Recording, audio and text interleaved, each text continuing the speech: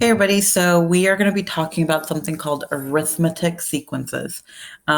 Arithmetic sequences are a list of numbers or terms that have a common difference. Pretty much what that means, it's a constant change. Remember, difference means subtraction, right? So if I were to give you a pattern like this,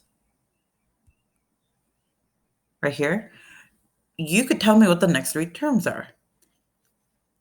And we know that just, you've been finding patterns since the beginning of time. 5 to 7, you added 2. 7 to 9, you added 2. 9 to 11, you added 2, which means as I keep going, I'm going to keep adding 2. So then I'll have 13, 15, and 17 because I added 2 each time, meaning my common difference here was 2. Now, you're going to be seeing different letters or different phrases. So, for example, you see find the nth term. That's pretty much just asking you find the pattern, give me the equation. And what we can do is set it up as a table.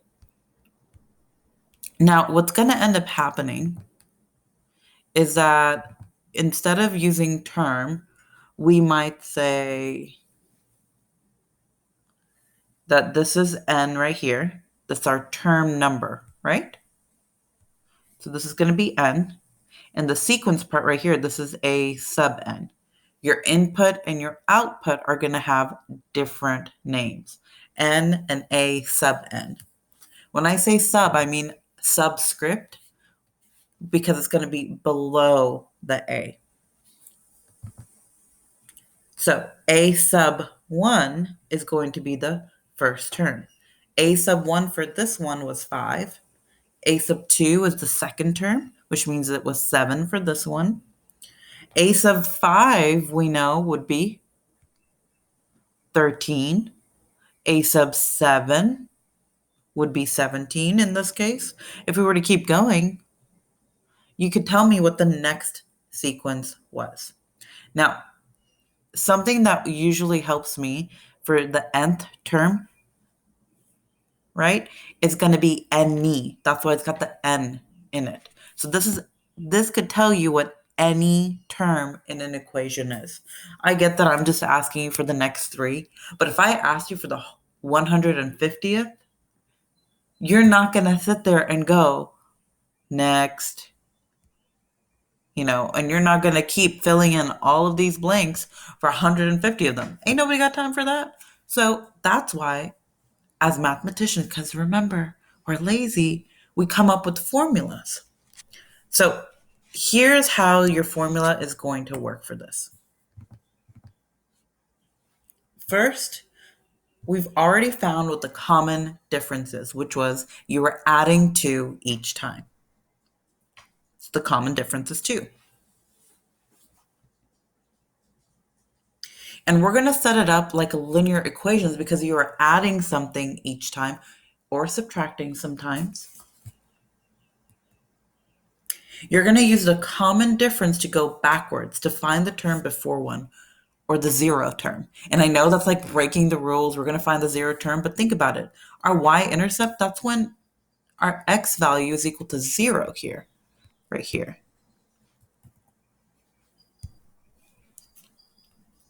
Right?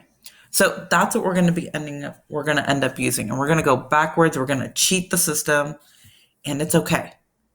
Most people won't show you this way. And shh. Also, another shortcut, instead of writing the entire thing out that it's a common difference, you can just use the letter D. And it has to be lowercase. All right, so let's use our common difference. Now remember, what was happening was that we were adding 1 each time. So now we're going to go backwards to -1 so that we can get to this 0. We were going forward each time here to add 2, which means if I want to go backwards, I'm going to have to do the opposite. I'm going to have to subtract 2. So you're going to do 5 right here minus 2, which will get you 3. So now your 0 term, aka your y-intercept, is 3. So if you were to write it in y equals mx plus b, which is slope-intercept form, you would write it like this. But because we're working with sequences, we're going to use different letters like I told you. A sub n is equal to 2n plus 3. Remember, a sub n is for any term, and the n is what's used in place of your x, in place of your input. Pretty much, this is the basic formula right here that we would be using. I would write this down because other people don't teach it like this. They teach you the really hard way, and they use this thing called recursive formulas. If you're interested in it, and you can look at it online, and it takes forever. So use this method that Miss Amji is showing you, and I promise you, you'll do great.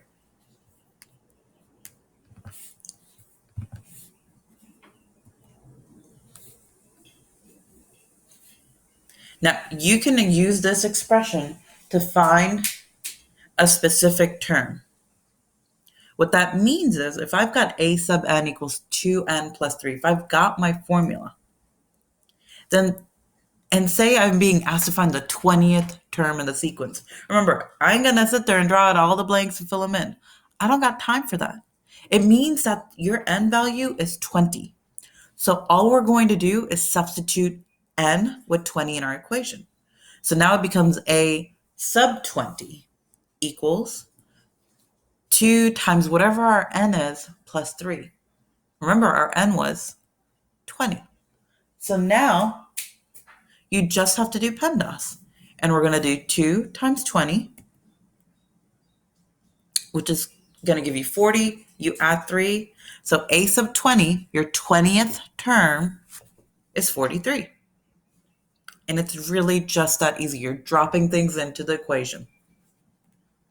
So let's try another example. And I'm sure that if you're taking these notes, I'm sure you could use these same exact notes on your homework assignment. And oh man, you might have a severe case of deja vu. So the first thing we're going to do is find our common difference. Our top part, our input is fine because we're just adding 1 each time. That won't always be the case, but for the purposes of Algebra 1 right now, we're making it easy for you. It's going to be already set for you in the input. Now, from 0 to -2, your common difference is -2. And notice every single time you're subtracting 2. In other words, you are adding a -2. It doesn't matter how you write it. But you do need to know that you're subtracting 2 each time. Now, remember, our equation was this right here. Whoop.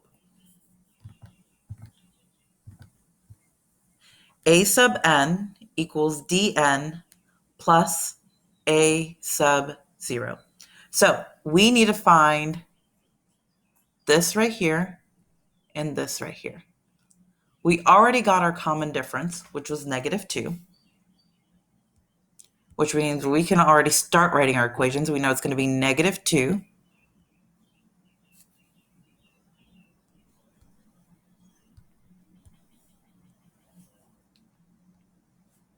times whatever our n value is, plus our a sub 0. Now remember, we're finding a 0 term. That's not really a thing, but remember, we're cheating. So we're going to go, when we were going forwards, it was subtract 2, subtract 2, subtract 2, subtract 2. When we go backwards, we're going to do the opposite, and we're going to add 2. And 0 plus 2 will get you +2. So it's just going to be 2. And that would give you your equation right there. You could use this equation now. Sorry, guys. You could use this equation now to find the 7th term and the 17th term. So let's write out our equation. A sub n equals -2 n plus 2. Let's do the first one. So we're going to find a sub 7, since we're looking for the 7th term. So it's going to be negative 2 times 7. Remember to use those parentheses, y'all. And you would figure that out using PEMDAS. So negative 2 times 7 gets you negative 14. And then whatever that is plus 2. So your answer would be negative 12. You can do the same thing for the 17th term now. So a sub 17 is going to equal negative 2 times 17 plus 2. Drop that number in. You can use your calculator. You can ask Siri, Google, whoever you want to talk to. But you're going to figure out what negative 2 times 17 is, and then you're going to add 2 because that was our 0 term. So negative 2 times 17 gets you a negative 34. And then we're going to add 2 to it, which is going to get us negative 32. You could go and find the 107th term, but I think you and I will both appreciate the fact that I'm not going to ask you to do that right now. All right. I hope this helped. Make sure you took notes. If not, go back, watch over it again if you need to. Thanks for watching.